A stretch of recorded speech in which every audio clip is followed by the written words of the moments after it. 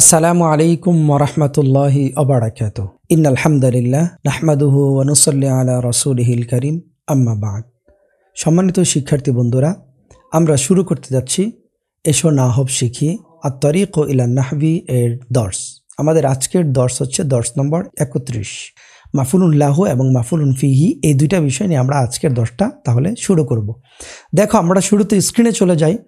স্ক্রিনে দেখতে পাচ্ছ যে এখানে লেখা আছে যে আদ-দারসু সালিসা আশারা, আজ হচ্ছে 13তম দর্স, অর্থাৎ এই আমাদের কিতাব অনুযায়ী দর্স হচ্ছে 13, কিন্তু আমাদের যে আমরা রেকর্ড করছি, স্ক্রিন রেকর্ড করছি, সেই হিসাবে আমাদের আজকের দর্স হচ্ছে দর্স নম্বর 31। তো আমরা আজকের দর্সে এই পাঠের আলোচনা বিষয় হলো মাফুলুন লাহু এবং মাফুলুন ফিহি।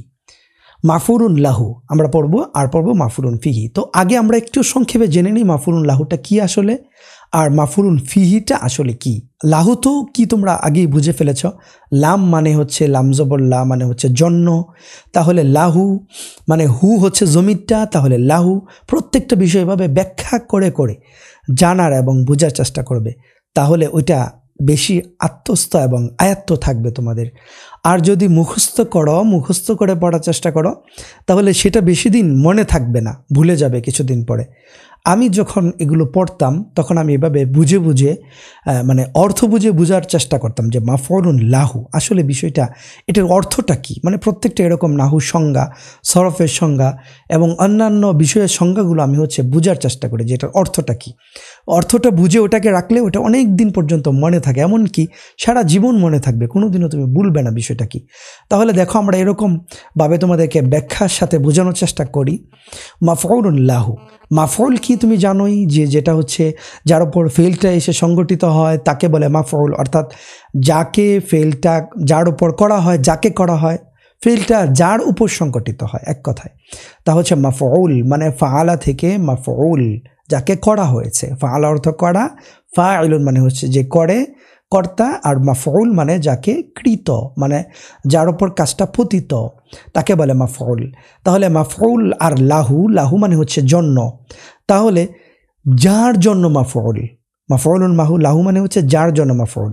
এটা হচ্ছে শাব্দিক অর্থটা বললাম, কিন্তু আসলে এটার একটা সংজ্ঞা আছে। সংজ্ঞাটা কি তোমরা আগে জেনে এসছো যে মাফউলুন লাহু এর আগে তোমরা পড়েছো যে আরেকটা বিষয়, সেটা হচ্ছে যে ওই যে মাজদার পড়ে এসছো। মাজদার কাকে বলে? কোনো ফেলের মূল যে বিষয়টা থাকে সেটাকে বলে মাজদার, মূল বিষয়। ফেল তার মূল বিষয়। প্রত্যেকটা ফেলই, বাংলায় বলো, ইংলিশে বলো, আর হচ্ছে অ্যারাবিকে বলো, আরবিতে বলো, যেটাই বলো, প্রত্যেকটা ফেলেরই একটা মূল বিষয় থাকবে, মূল একটা ইসিম থাকবে বা মূল নাম থাকবে। সেই মূল নামটাকে বলে হচ্ছে মাজদার, যেখান থেকে ফেলটা আসছে বা ওই কাজটাকে বোঝায় যে শব্দটা কাজটাকে বোঝায় সেটা হচ্ছে মাজদার। আর যে তারপরে যে কাজগুলো ফায়েল এবং ফায়েল তারপর হচ্ছে কাল হিসাবে এগুলো যে পরিবর্তন হয়, এগুলোর বিভিন্ন নাম থাকে, মাজির ফেল, মুজারের ফেল ইত্যাদি, কিন্তু মূল যেটা থাকে সেটা হচ্ছে মাজদার। তাহলে কোনো মাজদার যদি কোনো বাক্যের মাঝে কারণ বোঝায় যে ফেলটা ঘটেছে কি জন্য, অর্থাৎ ফেলটা কিসের জন্য ঘটেছে, এটা যে মাজদার বোঝাবে এবং মাজদারটা নসব হিসাবে আসবে। তাহলে তিনটা কথা এখানে। এক হচ্ছে যেই বাক্যের মধ্যে একটা মাজদার থাকবে আর ওই মাজদারটা কোনো কারণ বোঝাবে, তাহলে তিনটা বিষয়। এক নম্বর বিষয় হচ্ছে কোনো বাক্যের মধ্যে একটা মাজদার থাকবে, মাজদারটা নসব হিসাবে আসবে, মানসুব থাকবে মাজদারটা, আর ওই মাজদারটা কোনো কারণ বোঝাবে। এক, মাজদার আসবে; দুই, মাজদারটা মানসুব হবে; তিন, মাজদারটা কোনো কারণ বোঝাবে। এই তিনটা বিষয় যদি পাওয়া যায় তাহলে সেই হচ্ছে মাফউলুন লাহু। আমি একটা উদাহরণ তোমাদেরকে দেই, যে আমি এখানে বসেছি তোমাদেরকে দর্স দেওয়ার জন্য, মানে তোমাদেরকে দর্স করানোর জন্য, দর্স মানে পাঠদানের জন্য। এটাকে আরবিতে বলে হচ্ছে তাদরিসুন বলে এটাকে। আর তাদরিস মানে হচ্ছে দর্স প্রদান করা, দর্স দান করা। তাহলে আমি এখানে দর্স দেওয়ার জন্য বসেছি। তাহলে আমি এখানে কেন বসেছি? দর্স দেওয়ার জন্য। তাই এই কথাটাকে আমি আরবিতে কীভাবে বলবো? জালাস্তু তাদরিসান লাকুম অথবা তাদরিসাকুম, এভাবে বলতে পারি। এই যে দেখো, আমি বললাম যে জালাস্তু আমি বসেছি, তাদরিসান দর্স দেওয়ার জন্য। এই কথাটা এখানে কি হয়ে গেল? মাফুলুন লাহু হয়ে গেল। আবার বলি কথাটা, আমি এখানে বসেছি 10 দেওয়ার জন্য, জালাস্তু তাদরিসান, আমি এখানে বসেছি 10 দেওয়ার জন্য। তাহলে এই যে জালাস্তু, এই ফিলটার কারণ উদ্দেশ্য কি? এই ফিলটার উদ্দেশ্য হচ্ছে তাদরিসান। তাহলে উদ্দেশ্য যেটা, মানে যেই শব্দটা উদ্দেশ্য প্রকাশ করবে, তাদরিসানই তো এখানে উদ্দেশ্য প্রকাশ করেছে, যে মাসদারটা ফেলের উদ্দেশ্য প্রকাশ করবে এবং নসব হিসাবে আসবে তাকেই মাফুলুন লাহু বলে। আর কয়েকটা উদাহরণ দিই। তুমি বাজারে গিয়েছো একটা বই কেনার জন্য, যাহাবতা ইলা সুক ইশতিরাআন কিতাবান, অথবা ইশতিরাআন কিতাবাকা, তুমি বাজারে গিয়েছো তোমার একটি বই কেনার জন্য, অথবা মসজিদে গিয়েছো নামাজ পড়ার জন্য, লোকটি মসজিদে গেল নামাজ পড়ার জন্য। তাহলে যাহাবার রাজুলু ইলাল মসজিদি তাসলিয়াতান, লোকটা মসজিদে গিয়েছে নামাজ পড়ার জন্য, অথবা সলাতান, নামাজ পড়ার জন্য। এই যে এগুলো হচ্ছে মাফুলুন লাহু। আশা করি বিষয়টা সহজ হয়ে গেছে। এখন মাফুলুন ফিহিটা বুঝো। মাফুলুন ফিহিটা হচ্ছে কোনো একটা মাফুলুন ফিহির জন্য কিন্তু মাসদার হওয়া শর্ত না। মাফুলুন ফিহি হচ্ছে সময় বোঝায় অথবা স্থান বোঝায়, এরকম কোনো একটা শব্দ বা ইসিম যখন নসব হিসাবে আসবে তাকেই বলবে হচ্ছে মাফুলুন ফিহি। আবার বলি কথাটা, কোনো বাক্যের মধ্যে কোনো একটা ইসিম যদি স্থান, সময় অথবা কাল বোঝায়, স্থানকাল সময় বা স্থানকাল সময় বোঝায়, অথবা পাত্র, যে স্থানকাল পাত্র যেটাকে বলে আর কি, স্থান বোঝায় অথবা সময় বোঝায়, সেই শব্দটাকে বলে হচ্ছে মাফুলুন ফিহি। মাফুলুন ফিহি দুই প্রকার। মাফুলুন মানে জামান, একটা হচ্ছে জামান, একটা হচ্ছে মাকান। জামান মানে হচ্ছে সময় বোঝাবে, একটা হচ্ছে মাকান মানে স্থান বোঝাবে। মানে কি? মানে হচ্ছে যে আমি কোথায় কাজটা করেছি। সে মসজিদে বসেছে, জালাসা ফিল মসজিদি, সে মসজিদে বসেছে। এখানে ফিল মসজিদ যে, এটাই হচ্ছে মাফুলুন ফিহি। বলতে পারো যে মাফুলুন ফিহি তো মানসুব হবে, তাহলে এখানে ফিল মসজিদে হলো যে এটা হরফুল জারের কারণে হয়েছে, তাহলে এটা হরফুল জারের কারণে কিন্তু জড় হয়েছে। কিন্তু মূলত আমি যদি বলি জালাস্তুল মসজিদা, জালাস্তুল মসজিদা, অথবা দাখালতুল মসজিদা, এই যে দাখালতুল মসজিদা, এখানে কিন্তু এটা মাফুলুন ফিহি হলো। আবার আরেকটা উদাহরণ, যে তোমার সামনে, আমা আমাকা, এই যে নসব হলো। তাহলে বাক্যের মধ্যে যে ইসিমটা কোনো স্থান অথবা কাল বোঝায় এবং সেটা নসব হিসাবে আসে, তাহলে দুইটা বিষয় থাকবে মাফুলুন ফিহির মধ্যে, স্থান বা কাল বোঝাবে, আর দুই নম্বর হচ্ছে সেটা নসব হবে। বাক্যের মধ্যে কোনো ইসিম যদি নসব হিসাবে আসে আর সেটা স্থান অথবা কাল বোঝায়, তাহলে সেটা হচ্ছে মাফুলুন ফিহি। আর মাফুলুন লাহু কি? বাক্যের মধ্যে কোনো মাসদার, কোনো ইসিম না, কিন্তু দুটার মধ্যে পার্থক্য আছে। মাফুলুন ফিহির মধ্যে হচ্ছে কোনো ইসিম, আর মাফুলুন লাহুর মধ্যে হচ্ছে মাসদার। বাক্যের মধ্যে কোনো মাসদার যদি নসব হিসাবে আসে আর সেই মাসদার উক্ত ফেল ঘটার কারণ বোঝায়, তাহলে সেটাকে মাফুলুন লাহু বলে। মাফুলুন লাহুর মধ্যে 3টা বিষয় থাকতে হবে, আর মাফুলুন ফিহির মধ্যে 2টা বিষয় থাকতে হবে। এই হচ্ছে সহজ ভাষায় মাফুলুন ফিহি আর মাফুলুন লাহু। এখন আসো আমরা কিছু উদাহরণের মাধ্যমে এটা আরও সহজ তোমাদের সামনে তুলে ধরি। তোমরা এসো আরবি শিখের মধ্যে আত-তারিক ইলাল আরাবিয়ার মধ্যে অনেক পড়েছ এবং আরও অনেক চর্চা করেছ, আত-তামরিনুল কিতাবির মধ্যে এটা জেনে এসছো। যদি না জানো, না পড়ে থাকো আর আমার দর্শ দেখার জন্য এসে থাকো, তাহলে আমি তোমাদেরকে বলবো যে তোমরা আগে আত-তারিক ইলাল আরাবিয়াটা দেখে এসো, আর আগে হচ্ছে আত-তারিক আত-তামরিনুল কিতাবিটা দেখে এসো। আত-তারিক ইলাল আরাবিয়া এবং আত-তামরিনুল কিতাবি, এই 2টা দর্শ করার পরে, বোঝার পরে, প্র্যাকটিসের পরে যদি নাহুটা পড়ো, তাহলে নাহুটা তোমার অনেক সহজ লাগবে এবং খুব গভীরভাবে তুমি এটা বুঝতে পারবে। আর হঠাৎ করে যদি নাহুতে আসো, বুঝতে পারবে ঠিক আছে তোমার মেধার কারণে, কিন্তু বিষয়টা বেশি দিন মনে থাকবে না, বুঝতে কষ্ট হয়ে যাবে। তাহলে দেখো, আমরা এখন আমাদের কিতাবের যে উদাহরণ আছে সেখান থেকে আমরা এখন পড়ি। নিচের কাহিনীটি পড়ো, আগে যে একটা গল্প আছে এখানে, এই গল্পটা আগে একটু পড়ো তুমি। দেখো কি আছে এখানে, ইন্না সাইয়াদান জালাসা তাহতা যিল্লি শাজারাতিন লিয়াস্তারিহা সাআতান। একটা গল্প। ইন্না সাইয়াদান, একজন শিকারী, জালাসা বসেছে, তাহতা যিল্লি শাজারাতিন, একটি গাছের ছায়ার নিচে, লিয়াস্তারিহা কালিলান সাআতান, সে হচ্ছে কিছুক্ষণ বিশ্রাম করার জন্য। তাহলে ইন্না সাইয়াদান জালাসা তাহতা যিল্লি শাজারাতিন, তাহতা যিল্লি শাজারাতিন লিয়াস্তারিহা সাআতান, একজন শিকারী একটা গাছের ছায়ার নিচে কিছুক্ষণ বিশ্রামের জন্য বসেছে। ফাসামিআ যাঈরান খালফাহু, অতঃপর সামিয়া, আগে শাব্দিক অর্থটা করব তারপর পুরো গল্পটার অর্থ। ফাসামিয়া অথবা সে শুনলো জাইরান, একটা গংড়ানোর আওয়াজ, মানে হচ্ছে একটা হুঙ্কারের আওয়াজ, যেটা হচ্ছে ওই যে বাঘ অথবা সিংহ আওয়াজ করে যে আওয়াজটা, সেটাকে বলে জাইরান, মানে গংড়ানোর আওয়াজ যেটা বলে, এরকম একটা আওয়াজ শুনলো। খালফাহু, তার পিছনে। ফালতাফাতা ইয়ামিনান ওয়া ইয়াসারান, তাই এই আওয়াজটা শোনার পরে সে ডানে এবং বামে তাকালো। ইয়ামিনান ডানে, ইয়াসারান বামে, ডানে বামে তাকালো যে কিসের আওয়াজ আসছে, এরকম সে ডানে বামে তাকালো। তাহলে ফাসামিয়া জাইরান খালফাহু, তার পিছনে একটা গুংড়ানোর আওয়াজ সে শুনতে পারলো। ফালতাফাতা ইয়ামিনান ওয়া ইয়াসারান, তাই সে ডানে বামে তাকালো। কিন্তু ডানে বামে তাকিয়ে সে দেখলো ইদা আসাদুন ইয়াযহারু আমামাহু, সে দেখতে পারলো ইদা, এই ইদাটা কি ইদাল ফুজাইয়া বলে এটাকে, অর্থাৎ ওয়া ইদান আনতা হাদিরুন, মানে হঠাৎ দেখি তুমি উপস্থিত। দরজা খুললাম, ফাতাহতুল বাব ফাইদান আনতা হাদিরুন, দরজা খুলে দেখি তুমি উপস্থিত, মানে খাবার সামনে নিয়েছে, মেহমান উপস্থিত, এই কথা বলি না আমরা। তাহলে হাদর আলিয়া তাম ফাইদা দইফ হাদিরুন, খাবার নিয়ে বসলাম, সাথে সাথে দেখি মেহমান উপস্থিত। এই যে বিষয়টাকে বলা হচ্ছে ইদাল ফুজা ইয়া, যেই ইদানটা হঠাৎ বোঝায়, হঠাৎ করে হয়েছে এটা বোঝায়।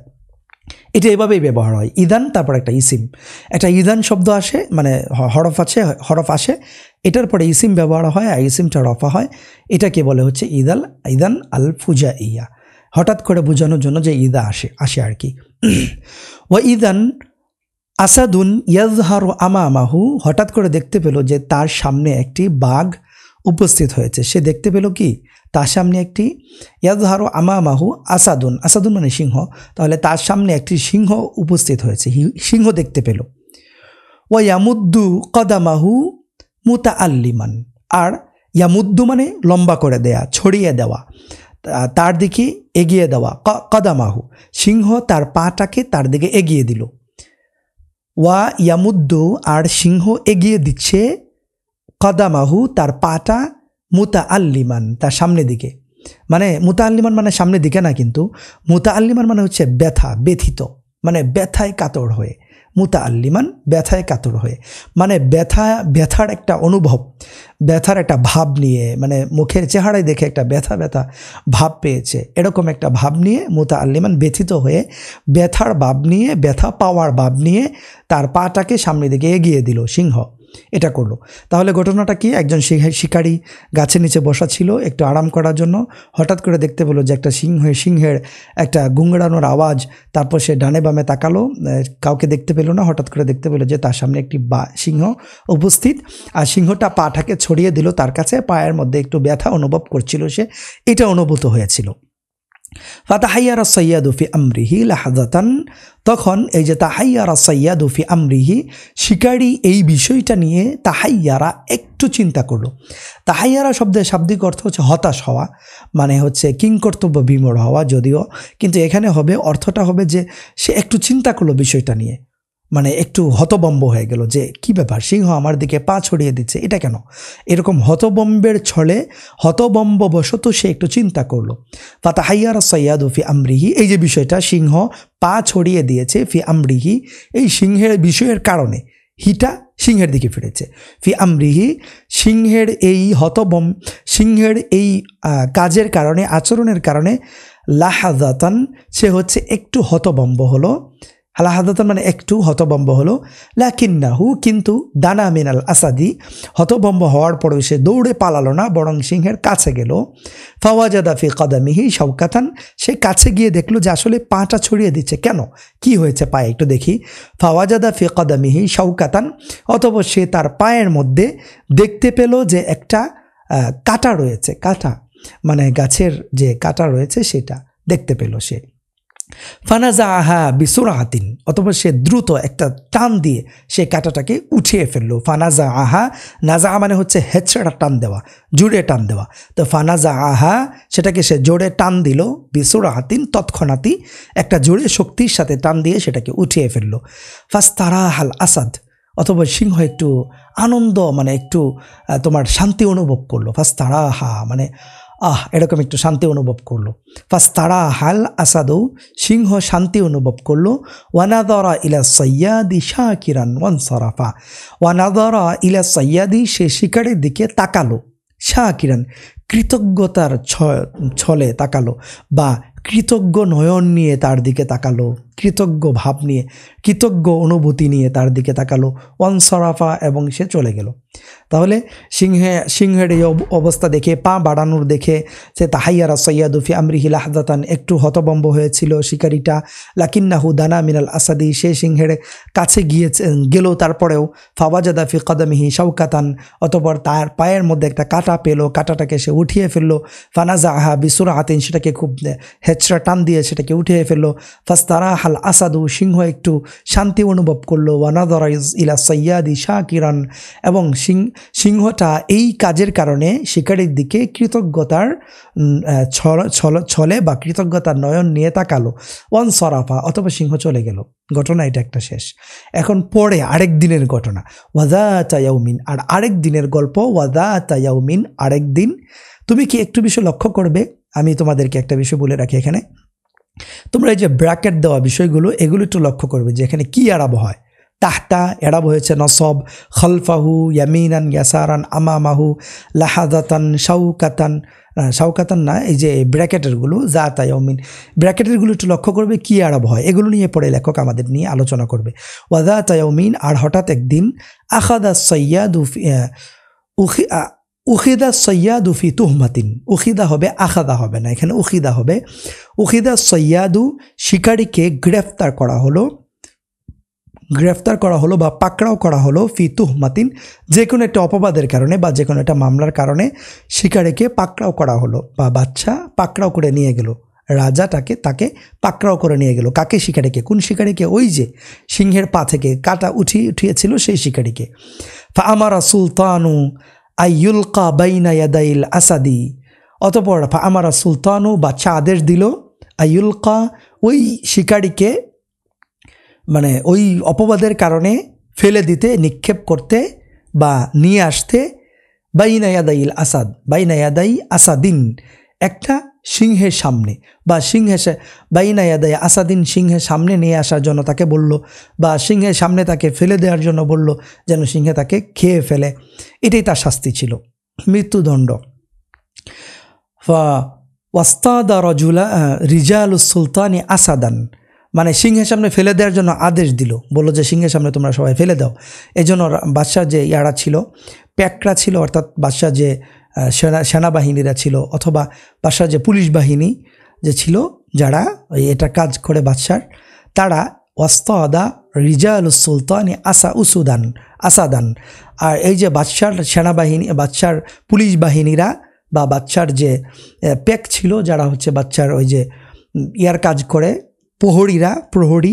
বাদশার প্রহরীরা করে একটা সিংহকে শিকার করে নিয়ে আসলো। ওয়াস্তাদা, সিংহ শিকার করলো। রিজালুস সুলতানি, বাদশার প্রহরীরা, আসাদান, একটা সিংহ। সুম্মা ওয়াদাউহু, অতঃপর সেই সিংহকে রেখে দিল, ফি কাফাসিন, একটি খাঁচার মধ্যে। ওয়া আজাউহু উসবুআন, আর খাঁচার মধ্যে রেখে দিয়ে সেই সিংহকে অনেক সপ্তাহ পর্যন্ত রেখে দিয়ে, সেটাকে এক সপ্তাহ পর্যন্ত, উসমান এক সপ্তাহ পর্যন্ত রেখে দিয়ে সেটাকে ক্ষুধার্ত বানালো। ও আজাউহু, সিংহকে ক্ষুধার্ত বানালো, উসবুআন, এক সপ্তাহ যাবৎ। তাহলে শিকারীরা, ওই প্রহরীরা একটা সিংহ ধরে আনলো, শিকারি ধরিয়ে এনে সেটাকে খাঁচায় রাখলো, রেখে ওটাকে এক সপ্তাহ যাবৎ ওটাকে ক্ষুধার্ত বানালো, খাবার দিল না। ওয়াজতামা আন্নাস ফিল মাইদানি, আর মানুষজন সবাই, সমুদ্র সবাই মিলে ফিল মাইদানে, একটা মাঠে একত্রিত হলো। ওতুরিকা সৈয়াদুল মিসকিনু, আর এই অসহায় শিকারীকে ছেড়ে দেওয়া হলো, আমামাহু, সেই ক্ষুধার্ত সিংহের সামনে। ওয়াকানা দালিকাল আসাদ, আর ওই সিংহটাই আল্লাযী আরাহাহু সৈয়াদু, শিকারী যাকে মুক্তিদান করেছিল, প্রশান্তি দিয়েছিল, কাটার আঘাত থেকে যাকে প্রশান্তি দিয়েছিল, সেটাই আল আসাদ, ওই সিংহটা, আল্লাযী, যেটা, আরাহাহু, তাকে প্রশান্তি দিয়েছিল, আস সৈয়াদু, ওই শিকারী, ক্বাবলা আইয়ামিন মিনাশ শাওকাতি, কিছুদিন আগেই কাটা থেকে প্রশান্তি দিয়েছিল বা কাটা থেকে ব্যথামুক্ত করেছিল যেই সিংহটা, ওইটাই ছিল সেই সিংহ যেটাকে শিকার করে নিয়ে আসছিল। ওয়া আরাফাল আসাদুস সাইয়াদা, আর সিংহটা শিকারীকে চিনে ফেলল। ওয়া আখাদা ইয়াদুরু হাওলাহু, সেজন্য চিনে ফেললো যেহেতু এই জন্য ওই শিকারির চারপাশে সে ঘুরতে শুরু করলো। যেই শিকারিকে খাওয়ার জন্য তার সামনে দেয়া হলো, সে ক্ষুধার্ত, ওই শিকারির চারপাশে সে ঘুরতে শুরু করলো। ওয়া ইয়ামসাহু কাদামাহু মাসরুরান, আর সে তার পা আনন্দে তার পা মুছতে শুরু করলো, মানে চাটতে শুরু করলো। এক কথায় দেখো, একটা পশু কত কৃতজ্ঞ হয়ে থাকে, আর মানুষের প্রতি কত জুলুম, অত্যাচার, হিংস্র, মানুষ কত হিংস্র। মানুষ কিন্তু এতটুকু দয়া করে না, নিজের স্বার্থ, মানে মানুষ নিজের পেটের ক্ষুধা নিবারণের জন্য মানুষকে মেরে, মানুষকে হত্যা করে, তারপর মানুষকে খেয়েও পর্যন্ত ফেলে। এবং এই স্বার্থ উদ্ধার, পৃথিবীটা তো মানুষের এই ইয়ার জন্যই, বক্ষণের জন্যই, এই স্বার্থ উদ্ধারের জন্য মানুষকে হত্যা করছে, মানুষকে আঘাত করছে, মানুষকে ঠকাচ্ছে, মানুষের সাথে ধোঁকাবাজি করছে, মানুষকে শেষ করে দিচ্ছে, সর্বশান্ত করে ছাড়ছে। কিন্তু এক সপ্তাহ যাবৎ ক্ষুধার্ত সিংহ সে কি করলো? ইয়ামসাহু কাদামাহু মাসরুরান, সে খুশি হয়ে, মানে খুশিতে সে, মানে অনেক দিন পরে কৃতজ্ঞতার শুকরিয়া আদায়ের সে সুযোগ পেয়েছে, সেজন্য খুশিতে সে ওই শিকারির পা চাটতে শুরু করলো, পাতে চুমাতে শুরু করলো, পাতে চাটা শুরু করলো, চেটে সে কৃতজ্ঞতা জানানো শুরু করলো। ফাতাহাজ্জাবান নাসু, মানুষ সবাই এটা খুব অবাক হলো। ওয়াদাহিসু অথবা ওয়াদুহিসু, দুইভাবে পড়া যায় এটাকে, দাহিসু পড়তে পারো তুমি অথবা দুহিসু পড়তে পারো, দুইটাই সহি আছে। ওয়াদাহিসু, এবং সবাই হতভম্ব হলো, মানে অবাক হলো, কি ব্যাপার, একটা সিংহ এক সপ্তাহ যাবৎ ক্ষুধার্ত, সে এই শিকারিটাকে খাচ্ছে না, কি কারণ? ওয়া তাআসারাল মালিকু বিহাদাল মানদরি, আর বাচ্চা এই যে দৃশ্য, এই দৃশ্যে সে মুগ্ধ হলো, বাচ্চার অন্তরে রেখাপাত করলো। তাআসারা শব্দের শাব্দিক অর্থ হচ্ছে অন্তরে রেখাপাত করা, দিলের মধ্যে রেখাপাত করা, মানে যেটা মনের মধ্যে রেখাপাত করে যে আচরণটা, সেটাকে বলে তাআসারা। তাহলে তাআসারাল মালিকু বিহাদাল মানদরি, এই দৃশ্যটা, এই দৃশ্যটা বাচ্চার মনের মধ্যে একটা রেখাপাত করলো। ফাআতলাকাস সাইয়াদা ওয়াল আসাদা, সে শিকারী এবং সে সিংহ দুজনকেই ছেড়ে দিল, মুক্ত করে দিল। এই যে একটা গল্প তোমরা পড়লে, একটা সুন্দর গল্প এবং অনেক মজার গল্প এবং অনেকটা শিক্ষণীয় গল্প, যে উপকারের যে করতে হয়, কৃতজ্ঞতা আদায় করতে হয়, সেটার একটা গল্প পড়লা তোমরা। তো এই যে গল্পটা তোমরা পড়লে, এই গল্প থেকে আমরা এখন আমাদের নাহুর আলোচনা করব এখন।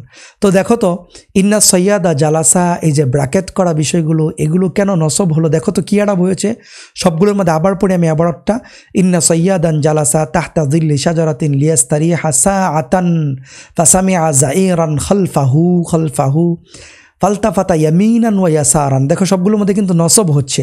কেন নসব হচ্ছে? কারণ এগুলো মাফরুন ফিহি। কিভাবে মাফরুন ফিহি হয়েছে? আমি তোমাকে আগেই বলেছিলাম ক্লাসের শুরুতেই, যে তুমি দুইটা বিষয় যখন দেখতে পাবে, কোনো একটা ইসিম যেটা স্থান অথবা কাল বোঝায় আর নসব হয়, এটাই হচ্ছে মাফরুন ফিহি। তাহলে দেখো তো, তাহতা এটা স্থান বোঝাচ্ছে কিনা? নিচে স্থান বোঝাচ্ছে। ইয়ামিনান ওয়া ইয়াসারান স্থান বোঝাচ্ছে। ওয়াইদান অথবা ওয়াইদা আসাদুন ইয়াজহারু আমামাহু, এই যে নসব বোঝাচ্ছে, কি বোঝাচ্ছে? এটা স্থান বোঝাচ্ছে। আমামাহু লাহাদাতান, একটু সময়। তারপর জাতা ইয়াউমিন, জাতা এটা ইয়াউমিন, এই দুইটা মিলে মাফুলুন ফিহি হয়েছে। ইয়াউমিন মূলত ইয়াউমান হতে পারতো, কিন্তু জাতা শব্দটা যেহেতু এখানে মুজাফ হিসেবে এসছে, এই জন্য জাতার মধ্যেই আরাবটা হয়েছে। ইয়াউমান বললে তো যে কোনো একদিন হলো, কিন্তু জাতা ইয়াউমিন এটা আর একটু গভীর, কোনো একদিন। ইয়াউমান মানে একদিন, আর জাতা ইয়াউমিন কোনো একদিন এটা। তো জাতা ইয়াউমিন, এই যে জাতা ইয়াউমিন এটা কি বোঝাচ্ছে? একটা সময় বোঝাচ্ছে। উসবুআন সময় বোঝাচ্ছে। আমামাহু এটা স্থান বোঝাচ্ছে। হাউলাহু স্থান বোঝাচ্ছে। এই যে সবগুলো ইসিম, যেগুলো স্থান অথবা সময়, স্থান অথবা কাল, এগুলো বোঝাচ্ছে এবং নসব হয়েছে, এই সবগুলোই হচ্ছে মাফুলুন ফিহি। মাফুলুন ফিহি দুইটা হতে পারে, এক হচ্ছে স্থান, আর এটা হচ্ছে কাল। এবার দেখি আমাদের লেখক আমাদেরকে কি বলে। উপরে এক বন্ধনীভুক্ত শব্দগুলো ফেইলের ঘটার সময় বুঝিয়েছে, আর দুই বন্ধনী শব্দগুলো ফেইল ঘটার স্থান বুঝিয়েছে। এই যে এক বন্ধনী সময় বোঝাচ্ছে, আর এক বন্ধনী স্থান বোঝাচ্ছে, আর দুই বন্ধনী সময় বোঝাচ্ছে, এটাই বলছে আমাদের লেখক। আর দুই বন্ধনীর শব্দগুলো ফেল ঘটার স্থান বুঝিয়েছে। স্থান দুই বন্ধনীগুলো স্থান বোঝাচ্ছে না, এটা একটু ভুল হয়েছে। দুই বন্ধনীগুলো সময় বোঝাচ্ছে। আর আমাদের লেখকের মানে এখানে লেখক ঠিক আছেন, টাইপিং একটু মিস্টেক হয়েছে, যে দুই বন্ধনীর শব্দগুলো ফেল ঘটার স্থান বুঝিয়েছে না। দেখো দুই বন্ধনী কিন্তু স্থান বোঝাচ্ছে না, দুই বন্ধনীগুলো কি বোঝাচ্ছে? কাল বোঝাচ্ছে। আর এক বন্ধনীগুলো স্থান বোঝাচ্ছে। তাহলে এখানে আমাদের লেখকের কথাটা হবে এরকম যে উপরে এক বন্ধনীভুক্ত শব্দগুলো ফেল ঘটার স্থান বুঝিয়েছে, এখানে স্থান হবে, একটু মিস্টেক হয়েছে টাইপিং। ফেল ঘটার স্থান বুঝিয়েছে। আর দুই বন্ধনী শব্দগুলো ফেল ঘটার সময় বুঝিয়েছে, এটা হবে। এখানে সময় হবে আর এখানে স্থান হবে, এটা ঠিক করে নিবে। যে শব্দ ফেল ঘটার সময় বোঝায় তাকে জরফুল জামান বলে, আর যে শব্দ ফেল ঘটার স্থান বোঝায় তাকে জরফুল মাকান বলে। তাহলে মাফুলুন ফিহির আরেক নাম হচ্ছে জরফ, আর জরফ হচ্ছে দুই প্রকার, জরফুল জামান, জরফুল মাকান। জরফুল জামান ও জরফুল মাকান মানসুব হয় সব সময়। আবার দেখো কফাসুন আল মাইদান শব্দ দুটি জরফুল মাকান, কেননা তা ফেল ঘটা স্থান বুঝিয়েছে। কফাস শব্দটি সিংহকে রাখা স্থান বুঝিয়েছে, আর আল মাইদান শব্দটি মানুষের একত্রিত হওয়ার স্থান বুঝিয়েছে। একটু দেখে আসে কীরকম হলো এটা। ফিল মাইদান, এই যে ফিল মাইদানি আর ফি কফাসিন, এটাও কিন্তু স্থান বুঝিয়েছে। আর ফিল মাইদান এটাও কিন্তু স্থান বুঝিয়েছে। এটা সিংহ রাখার স্থান, এটা মানুষ একত্রিত হওয়ার স্থান, এটা বুঝিয়েছে। হ্যাঁ, মানুষ একত্রিত হওয়া, অথচ শব্দ দুটি মানসুব না হয়ে মাজরুর হয়েছে। তুমি বলতে পারো যে জরফুল মাকান যদি মানসুবই হয় তাহলে এখানে কেন মানসুব হলো না, এখানে কেন মাজরুর হলো কেন? একটু তুমি চিন্তা করো কেন হয়েছে। কিন্তু কেন চিন্তা করলে দেখা যায় যে অন্যান্য জরফুল মাকানের সঙ্গে এই দুটি জরফুল মাকানের একটি পার্থক্য রয়েছে। তা এই যে কফাস শব্দটি চতুর্সীমা আছে, আর ময়দান শব্দটিরও রয়েছে নির্দিষ্ট সীমা। পক্ষান্তরে ইয়াসারান, ইয়ামিনান, আমামান, তাহতা ইত্যাদি শব্দগুলোর কোনো নির্দিষ্ট সীমা নেই। সুতরাং আমরা বলতে পারি যে জরফুল মাকান যদি মাহদুদ বা সীমাবদ্ধ হয় তাহলে তা মানসুব হবে না, বরং মাজরুর হবে। এই কথাটা দিয়ে লেখক কী বুঝিয়েছে এটা আমি তোমাকে সংক্ষেপে একটু বুঝিয়ে দেই। সেটা হচ্ছে তুমি বলতে পারো যে জরফুল মাকান, এই যে ফিল মাইদান, ফিল মাসজিদি, ফিল বাইতি, এগুলো তো জরফ হয়েছে। তাহলে আলাদা করে আবার জরফুল মাকান মাফুলুন ফি আলাদা করে বলার উদ্দেশ্য কি বা দরকার কি? আমি যেটা মাকান হয় আমি সেটাকে ফি দিয়ে ব্যবহার করব, আর যেটা জমান হয় সেটাকেও ফি দিয়ে ব্যবহার করব। যেরকম উদাহরণস্বরূপ যে আমি মসজিদে বসেছি, জালাস্তু ফিল মাসজিদি বলতে পারো। আবার বলতে পারো যে আমি রাতে এসেছি, তাহলে জি তু ফিল্লাইলি অথবা আতাই তু ফিল্লাইলি এভাবে বলতে পারো। তুমি বলতে পারো যে এই যে এখানে এগুলোকে তুমি যদি বলো যে এভাবে বলো যে এখানে যে এই যে ফিত তাহতি এরকম বলতে চাও, ফিল আমামি এরকম বলতে চাও, ফিল লাহজাতি, ফি যাতি ইয়াউমিন এরকম বলতে চাও, ফিল উসবুই এরকম বলতে চাও। তুমি বলো যে আমি এগুলোকে ফি হাউলিহি এরকম, আমি এই সবগুলোকে হরফুল জার দিয়ে বলবো, অসুবিধা কি? এখানে এইরকম তুমি মনে করতে পারো, বলতে পারো। কিন্তু আসলে এখানে একটা বিষয় আছে, তুমি যেই জরফগুলো স্থান অথবা কাল হোক, যেই জরফগুলো স্থানের ক্ষেত্রে বিশেষ বাক, যে জরফগুলোর কোনো সীমা রেখা নাই। আমি বললাম সামনে, কতটুক সামনে? আমার দেহের সীমা শেষ হওয়ার পর যা আছে অনন্ত অসীম জায়গা সবগুলোই হচ্ছে আমার সামনে। এই যে এখান থেকে আমরা যেরকম নামাজে দাঁড়াই কাবাতে, হাজার হাজার মাইল দূরে কাবা, এটাও আমার কিন্তু সামনে। আমার পিছনে হাজার হাজার মাইল, সেটাও কিন্তু আমার পিছনে। আমার পাশে, সেটা আমার 1 ইঞ্চি পাশে হলে সেটাও পাশে, হাজার হাজার মাইল পাশে হলেও পাশে। আমার ডানে, আমার 1 ইঞ্চি ডানে হলেও সেটাও ডানে, হাজার হাজার কোটি কোটি লক্ষ কোটি মাইল ডানে হলেও সেটাও ডানেই কিন্তু। তাহলে এই যে স্থানে সীমারেখা নাই সেই স্থানগুলো তুমি হরফুল জার দিয়ে না ব্যবহার করে সরাসরি তুমি নসব হিসাবে ব্যবহার করবে। আর যে স্থানগুলোর তোমার সীমা আছে, একটা সীমারেখা আয়ত্ত করা যায়, জানা যায়, সেগুলোকে তুমি হরফুল জার দিয়ে ব্যবহার করবে। আর একটু সহজ ভাষায় বলি, তুমি যদি বলো যে মসজিদে উপস্থিত হয়েছ, দাখালতু ফিল মাসজিদি। আমি যদি বলি যে সামনে উপস্থিত হয়েছি, আমামাল মাসজিদি। বুঝে আসছে বিষয়টা? মসজিদে উপস্থিত হয়েছ তাহলে বলবে ফিল মাসজিদি। আর যদি মসজিদের সামনে আমি এখন মসজিদের সামনে আছি, তুমি তোমার বন্ধুকে কল করে বললে যে দোস্ত তুমি কোথায় আছো, আইনা আনতা, সে বললো যে ফিল মাসজিদি, মসজিদে আছি, অথবা ফিল মাসজিদ কারিয়াতিকা, তোমার গ্রামের মসজিদে আছি, এরকম বললো। এটা হচ্ছে কি মসজিদের একটা সীমারেখা আছে, এই যে তুমি এটাকে ফি দিয়ে ব্যবহার করবে।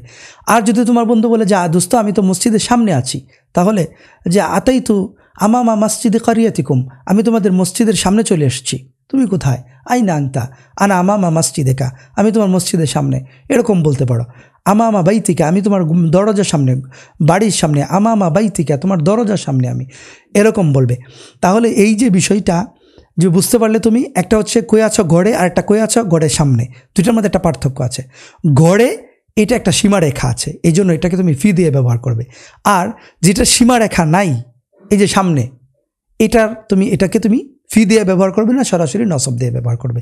অর্থাৎ আমি তোমাকে বলতে চাই এটাই, যে তুমি যখন দেখবে যে ঘরের সামনে এসে গেছো, এই সামনেটা অনেক দূর থেকে হতে পারে, যে এই যে দুস্থ কোথায় আছো, এই তো ঘরের সামনে চলে এসেছি, এটা তুমি যদি বলতে চাও তাহলে তুমি আমা আমা বাইতিকা বলবে।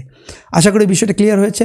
মাহদুদ হলে, সীমারেখা থাকলে সেটাকে ফি দিয়ে ব্যবহার করবে, আর সীমারেখা না থাকলে এরকম স্থান বোঝাতে চাইলে আমা আমা, সামনে, পিছনে, উপরে, নিচে ইত্যাদি ইত্যাদি, এগুলোকে তুমি নসব দিয়ে ব্যবহার করবে, এগুলোকে মাফুল ফিহি বা জরফুল মাকান বলবে। এখন মূল কথা দেখো, মূল কথা যে ইসিম ফেল গোটা সময় বোঝায় তাকে জরফুল জামান বলে, আর যে ইসিম ফেল গোটা স্থান বোঝায় তাকে জরফুল মাকান বলে। জরফুল জামান ও জরফুল মাকান মানসুব হয়, তবে জরফুল মাকান তখনই মানসুব হবে যখন তা সীমামুক্ত মাকান হবে, আর যদি সীমাবদ্ধ মাকান হয় তাহলে তা মাজরুর হবে। জরফুল মাকান, জরফুল জামান ও জরফুল মাকানকে একত্রে মাফুলুন ফিহি বলে।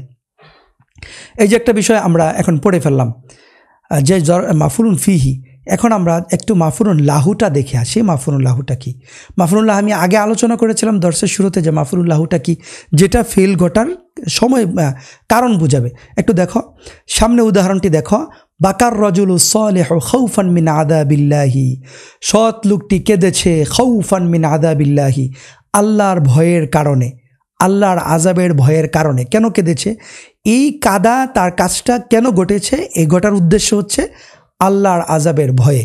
তাহলে এই খাউফান এটা একটা মাজদারটা মানসুব হয়েছে, আর এটা আগের ফেলের কারণ বুঝিয়েছে, এজন্য এটা মাফুলুন লাহু। এখানে খাউফান হচ্ছে একটি মাজদারুন মানসুবুন বা মানসুব মাজদার, যা পূর্ববর্তী ফেলের কারণ বুঝিয়েছে, অর্থাৎ নেককার লোকটি কী কারণে কেঁদেছে তা বুঝিয়েছে। আবার দেখো সাফারা তালিবান লিল ইলমি, সে সফর করেছে ইলম অন্বেষণের জন্য। তাহলে তার সফর করা, এটার কারণ কি? এটার উদ্দেশ্য হচ্ছে তলিবান লিল ইলমি। তাহলে এই তলিবান লিল ইলমি, তলাবান লিল ইলমি, এই তলাবান, এই মাজদারে মানসুবটা, এই মাজদারটা নসব হয়েছে, আর এই মাজদারটা আগের ফেলের কারণ বুঝিয়েছে, সফরের কারণ বুঝিয়েছে। এখানে তলাবান এই মাজদারে মানসুব সফরের উদ্দেশ্য বুঝিয়েছে, এটাকে মাফুলুন লাহু বলে। আরেকটি বিষয় দেখো, লা ইউনফিকুনা খাশিয়াতাল ফাকরি। এখানে দেখো লা ইউনফিকুনা খাশিয়াতাল ফাকরি, তারা খরচ করে না দারিদ্রতার ভয়ে, দরিদ্র হয়ে যাবে এই ভয়ে তারা খরচ করে না। তাহলে খাশিয়াতাল ফাকরি এই জিনিসটা কিন্তু কারণ বুঝিয়েছে, না খরচ করার কারণ। এখানে মাজদারে মানসুবটি মুজাব হয়েছে, তবে আগেও মাফুলুন লাহু হয়েছিল, সেটা হচ্ছে দেখো দুইটার মধ্যে পার্থক্য, সেটা শুধু মাজদারে মুফরাদ হয়েছিল খাউফান তলাবান, কিন্তু এটাও মাফুলুন লাহু হয়েছে ঠিক, কিন্তু এটা মুজাফ হয়েছে, অর্থাৎ মাজদারটা কোনো একটা শব্দের মুজাফ হয়েছে, মাজদারটা কোনো একটা শব্দের মুজাফ হয়েছে। অর্থাৎ আমি বলতে পারি তাহলে যে এটা মূলত যে মাফুলুন বিহি, ওই যে পরবর্তী যে মাজদারটা আছে, তে মাজদার যেহেতু আছে তাহলে মাজদারে তো অবশ্যই মাফুল হবে। তাহলে মাজদারের মাফুল যেটা হতো সেটা যদি মুজাফ ইলাইহি হয় তাহলে মাজদারের মধ্যে নসব হবে। বিষয়টা যদি সহজভাবে না বুঝো তারপরে টেনশনে কিছু নাই, এটা আরও সামনে বুঝে আসবে। আমি যে কথাটা বললাম যে মাজদারের মাফুল, এটা যদি তোমার বুঝে না আসে টেনশন করবে না একটুও, কারণ আমাদের সামনের এটার আলাদা একটা দর্স আছে, বিস্তারিত ওখানে আলোচনা হবে। আজ শুধু এতটুকুই বুঝো, লা ইউনফিকুনা খাশিয়াতাল ফাকরি, এই খাশিয়াতাল ফাকরি এই মাজদারে মানসুবটা মাফুলুন লাহুটা একটা ইসিমের দিকে মুজাফ হয়েছে, একটা ইসিমের দিকে মুজাফ হয়েছে। তাহলে আমরা বলতে পারি যে মাফুলুন লাহুটা কখনো কখনো মানসুব হতে পারে নাকারা হিসাবে, আবার কখনো কখনো কোনো একটা ইসিমের দিকে এজাফত হতে পারে, দুইভাবে আসতে পারে মাফুল। এক কথাই মাফুলুন লাহু দুইভাবে আসতে পারে, এক হচ্ছে সরাসরি কোনো মাজদারটা মানসুব হবে নসব হিসাবে, আবার আরেকভাবে আসবে যে মাজদারটা কোনো একটা ইসিমের দিকে এজাফত হবে।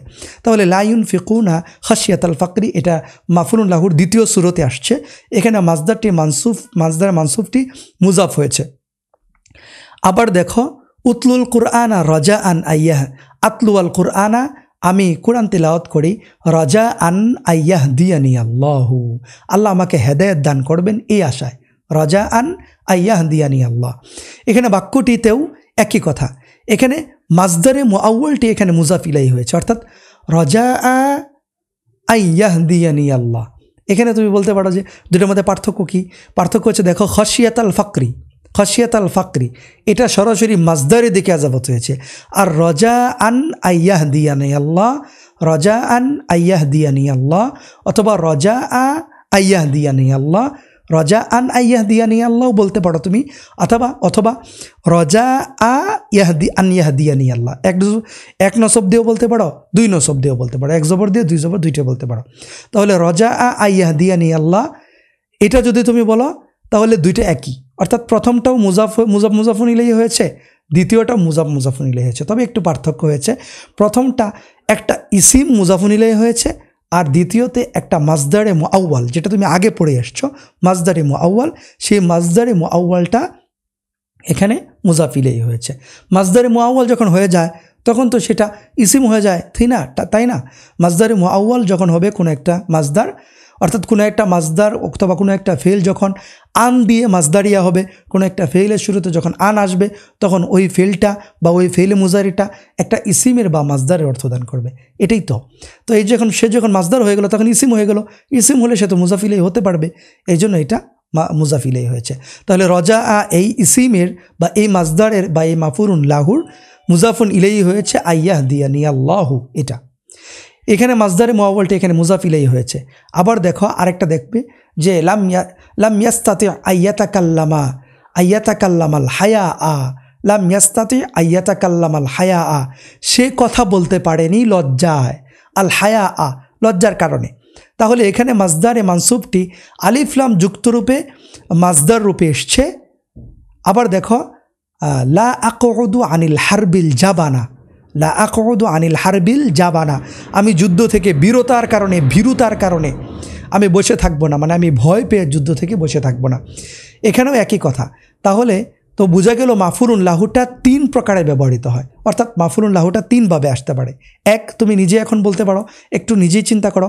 এক হচ্ছে কি, মাজদারটা নাকেরা হিসাবে নসব হইয়া, সব জায়গায় তো মাফুলুন লাহু সব জায়গায় নসব হবে, মাফুলুন লাহুটাই নসব হবে, তো আসবে কিভাবে? তিনভাবে। এক হচ্ছে নাকেরা মাজদার হিসাবে, মাজদারটা মুজাফ হিসাবে, আরেকটা হচ্ছে আলিফ লাম ওয়ালা হিসাবে, মাজদারটা নাকেরা হিসাবে আসবে, মুজাফ হিসাবে আসবে, আলিফ লাম হিসাবে আসবে, নসব হবে সব জায়গায়। আবার বলি, মাফুলুন লাহুটা মাজদারটা তিনভাবে আসতে পারে। এক, নাকেরা হিসাবে একটা মাজদার আসবে, আরেক হচ্ছে মুজাফ হিসাবে একটা মাজদার আসবে, যে মুজাফটা কোনো একটা ইসিমের দিকে হবে অথবা মাজদারে মুআউয়ালের দিকে হবে। তিন নম্বর হচ্ছে মাজদারটা আলিফ লাম ওয়ালা হবে, এই তিনভাবে আসতে পারে। তাহলে মাজদারটা নাকেরা হিসাবে আসবে, মাজদারটা মুজাফ হিসাবে আসবে, মুজাফটা আবার দুইভাবে আসবে, এক হচ্ছে কি ইসিমের দিকে এজাফত হবে, আরেকটা হচ্ছে মাজদারে মুআউয়ালের দিকে এজাফত হবে, আর হচ্ছে তিন নম্বর হচ্ছে মাজদারটা আলিফ লাম ওয়ালা আসবে, সবগুলোতেই নসব হবে। এই তিনভাবেই মাফুলুন লাহু আসতে পারে। তো আলিফ লাম যুক্ত করে বলা হয় লা আকুদু আনিল জাবানি, আনিল হারবি রিল জাবানি, এটাও তুমি বলতে পারো। তদ্রূপ আল হায়া আকে লিল হায়া ই যুক্ত করেও বলা হয় লাম ইয়াস্তাতি আন ইয়াতাকাল্লামা লিল হায়া ই, এরকমও তুমি বলতে পারো। মাজদারে মুআউয়াল সবগুলোই তুমি আলিফ লাম দিয়ে বলতে পারবে, যেহেতু মাফুলুন লাহু, যেহেতু মাফুলুন লাহু কারণ বোঝায় আর লামও তো কারণ বোঝায়, এই জন্য তুমি সবগুলোকে লাম দিয়ে বলতে পারবে। যেরকম বাকা রাজুলুস সালিহু লি খাউফিন মিন আযাবিল্লাহি, অথবা সাফারা লি তালাবিন লিল ইলমি, এরকমও বলতে পারো। লা ইউনফিকুনা লি খাশিয়াতিল ফাকরি, এরকম বলতে পারো। আতলু আল কুরআনা রজাই আইয়াহদিয়ানি আল্লাহু, অথবা এই যে লাম ইয়াস্তাতি আইয়াতাকাল্লামা লিল হায়াই লা আকুদু আনিল হারবি লিল জাবানি, এরকম তুমি সবগুলোকে আলিফ লাম দিয়ে, অর্থাৎ লাম যেটা লাহু লাম বোঝায় সেই লামটা তুমি দিয়ে বলতে পারবে। অর্থাৎ মাফুলুন লাহু আর লাম দুইটা একই অর্থে আসে। তো মাফুলুন লাহু দিয়ে ব্যবহার করা একটা বিশেষ উদ্দেশ্য আছে, যে মাজদারের অর্থটা পরিপূর্ণরূপে আসে এবং এটা একটু জোরালো হয়, এই জন্য। এজন্য মূলত আসে। যাই হোক, মূল কথা, যে ইসিম ফেল ঘটার সময় বোঝায় তাকে জরফুল জামান বলে, আর যে ইসিম ফেল ঘটার স্থান বোঝায় তাকে জরফুল মাকান বলে। জরফুল জামান সর্বদা মানসুব হয়, আর জরফুল মাকান তখনই মানসুব হবে যখন তা গায়রে মাহদুদ হবে, আর মাহদুদ হলে তা ফি হরফুল জারের মাজরুর হবে। জরফুল জামান ও জরফুল মাকানকে একত্রে মাফুলুন ফিহি বলে। যে মাজদারে মানসুবটি পূর্ববর্তী ফেইলের কারণ বোঝায় বা উদ্দেশ্য বোঝায় তাকে মাফুলুন লাহু বলে। মাফুলুন লাহু এর 3 অবস্থা। মাজদারটি মুজাররাত আনিল ইজাফাতি ওয়া আন আলিফলাম, অর্থাৎ মাজদারটা এজাফত থেকে মুক্ত এবং আলিফলাম থেকে মুক্ত হবে, নাকেরা হিসেবে আসবে, কিংবা মুজাফ হবে, কিংবা আলিফলাম যুক্ত হবে। তবে আলিফলাম যুক্ত মাফুলুন লাহু এর ব্যবহার খুবই কম, বরং আলিফলাম যুক্ত শব্দটি লাম যুগে মাজরুর হয়। অর্থাৎ এই যে আমরা 3 প্রকার পড়লাম মাফুলুন লাহু, এই 3 প্রকার মাফুলুন লাহুর মধ্যে আলিফলাম ওয়ালা যে মাফুলুন লাহুটা আছে সেটার ব্যবহার তেমন একটা নাই। আলিফলামের পরিবর্তে সবাই লাম ব্যবহার করে, এটাকে ব্যবহার করে। আশা করি সবাই বুঝতে পেরেছ বিষয়টা। তো দেখা হচ্ছে পরবর্তী দর্শে। ততক্ষণ পর্যন্ত সবাই ভালো থাকুন এবং সুস্থ থাকো, সেই জন্য দোয়া করি। আল্লাহ তাআলা আমাদের সবাইকে বুঝার এবং ইলমে দ্বীনের জন্য কবুল ও মঞ্জুর করুন। ওমা তাওফীকি ইল্লা বিল্লাহ। আসসালামু আলাইকুম ওয়া রাহমাতুল্লাহি ওয়া বারাকাতুহু।